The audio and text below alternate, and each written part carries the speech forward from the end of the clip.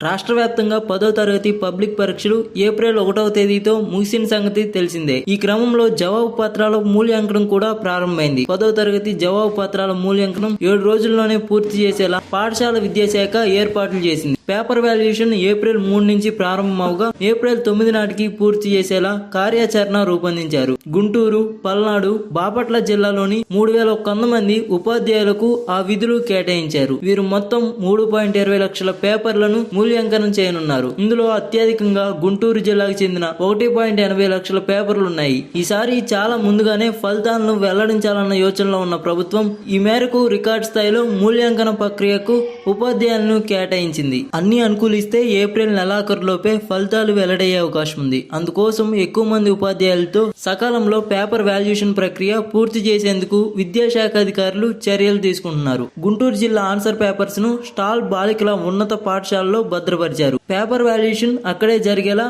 విద్యాశాఖ ఏర్పాట్లు చేసింది. ఏప్రిల్ 9 వరకు వాల్యుయేషన్ ప్రక్రియ పకడ్బందీగా నిర్వహించనున్నారు. ప్రతి ఉపాధ్యాయుడికి ఒక్కో రోజు తొలుత 40 పేపర్ల చొప్పున వాల్యుయేషన్ కి ఇస్తారు. నిర్దేశిత వ్యవధిలో దిద్దితే మరో 10 పేపర్లు కూడా వారికి ఇస్తారు. మరోవైపు పల్నాడు జిల్లాలో పేపర్ వాల్యుయేషన్ కోసం ప్రధాన ఉపాధ్యాయులతో పాటు కొన్ని పాఠశాలల్లోని మొత్తం ఉపాధ్యాయులను పంపుతుండటంతో అక్కడ 3 నుంచి 9 తరగతుల నిర్వహణ ప్రశ్నార్థకంగా మారింది. క్లాసులు ఎవరు నిర్వహించాలో తెలియక అవాస్తవాలు పడుతున్నారు. ఇక ఇంటర్ పరీక్షలు రాసిన 16,500 మంది పేపర్లను ఉమ్మడి గుంటూరులో పేపర్ వాల్యుయేషన్ చేయనున్నారు.